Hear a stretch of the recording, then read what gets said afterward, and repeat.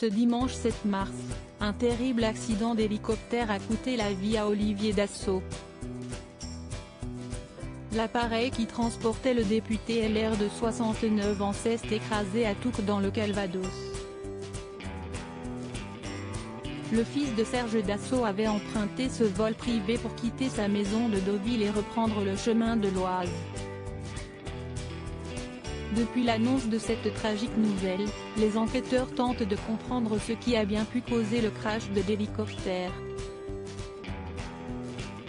Ce mercredi 10 mars, le parquet de Lisieux a fait savoir que l'aéronef était parfaitement en état de fonctionner et que toutes les vérifications avaient été faites avant le décollage de l'appareil qui date de 1986.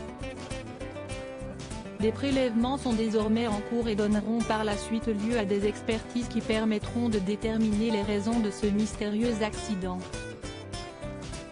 Selon la procureure de la République de Lisieux, Delphine Mieniel, interrogée par la piste de la défaillance technique n'est toutefois pas à exclure, tout comme celle de la défaillance humaine. À noter que l'autopsie pratiquée ce mardi a conclu à un décès d'Olivier Dassault et de son pilote par polytraumatisme. On a procédé à des prélèvements qui seront peut-être plus parlants.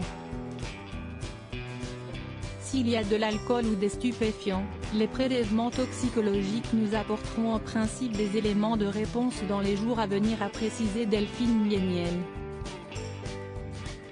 Cette dernière a également indiqué que le pilote n'a a priori pas perdu le contrôle de son hélicoptère suite à un malaise. En l'état des éléments, ce n'est pas un malaise cardiaque qui apparaît. En l'état des corps, je ne suis pas convaincu qu'on puisse l'établir. Un décollage atypique mis en cause d'après les premiers éléments de l'enquête, si est un décollage atypique qui serait à l'origine du drame. L'hélicoptère aurait décollé avec un angle d'environ 45 degrés au lieu de 90 habituellement, d'après un témoin.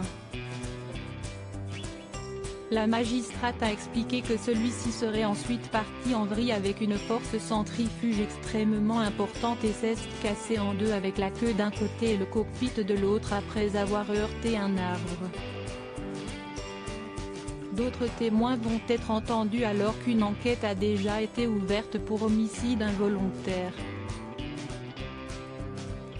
Olivier Dassault laisse derrière lui sa femme Natacha Nikolaevitch et ses 3 enfants, Elena, Rémi et Thomas, qui pourront lui adresser un dernier adieu lors de ses obsèques qui auront lieu à Paris dans les prochains jours.